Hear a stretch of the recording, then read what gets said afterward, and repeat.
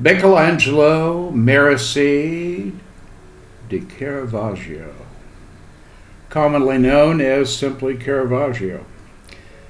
Born in 1571, he only lived to be 39 and passed away at 1610. He is responsible for a quality of painting called chiaroscuro, which are dark, gloomy, mysterious, and also called tenebrism.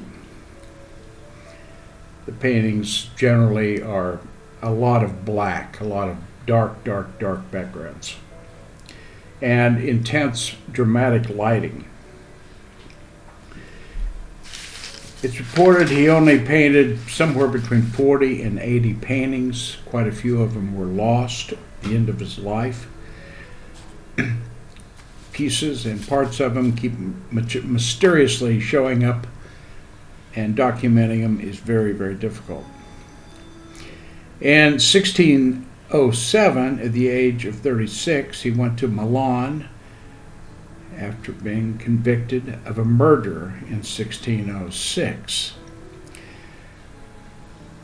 He died of a fever, or maybe the plague, or maybe he was murdered, or maybe he died of lead poisoning. It's not certain how he passed away. However, in 1577, at the age of 6, his father and grandfather both died the same day of the plague. And then in 1584, at the age of 15, his mother died. But he had just apprenticed a 4-year apprenticeship with Simon Peterzano, who was a student of Tiziano Vecellio, or rather commonly known as Titian. He studied painting with him and is obviously influenced a great deal by Titian. In 1592, at the age of 21, he was arrested after he wounded a police officer. He had a lot of trouble. He ran around with a pretty dangerous crowd and played in the streets a game that was sort of like tennis with a ball, and with a lot of other young guys, and it usually always ended up in a scuffle or in a fight. He was very fond of fighting. He was arrested numerous times. In 1600, he finally hit some success with the church as his paintings became quite well respected. In 1605, he had a rent dispute with his landlord, who sued him for back rent, and he threw rocks through her windows, and she re-sued him again. Later on that year, he was hospitalized for what was called falling on his own sword.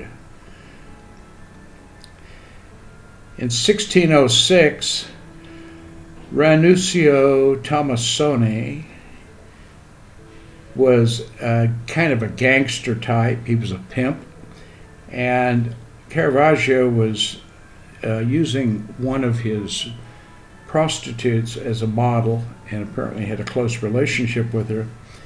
He and Ranuccio Tomassoni got into a fight, and amazingly, Caravaggio tried to castrate him, and he died, bled to death. He was sentenced from that to a beheading by anybody who saw him. That was the final verdict. He escaped, went to Milan, went to Sicily, befriended some of Sforza's family and some other important people that were involved in the Maltese Knights Order, and applied and tried to get a forgiveness from the Pope. And as he moved up toward Rome again, carrying a bunch of his paintings. The paintings were lost, and he did not reach Rome. He died on the way of what they are not sure of: the plague, murder, or lead poisoning, maybe just a fever. Interesting painter.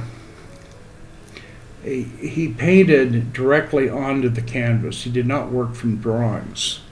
And in looking at him, it seems like, as a painter, I see that he probably painted the canvas quite dark and then added the lights, or erased, or with mineral spirits or turpentine, erased the areas that were dark, bringing up lighter areas that he began to fill in with flesh-colored tones.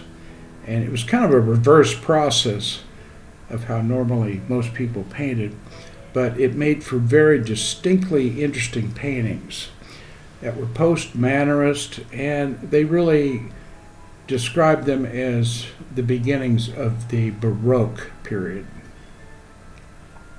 I've always loved his work. He was an amazing talent, although a very, very mixed up, crazy individual who died young and was very violent in a lot of his moods and aspirations. I hope you've enjoyed this. Hope it's inspired a few of you. I am Preston McCall, and this is another Naked Artist Exposure video. Please hit the like and subscribe buttons, and we'll continue to make some more of them. I thank you very much.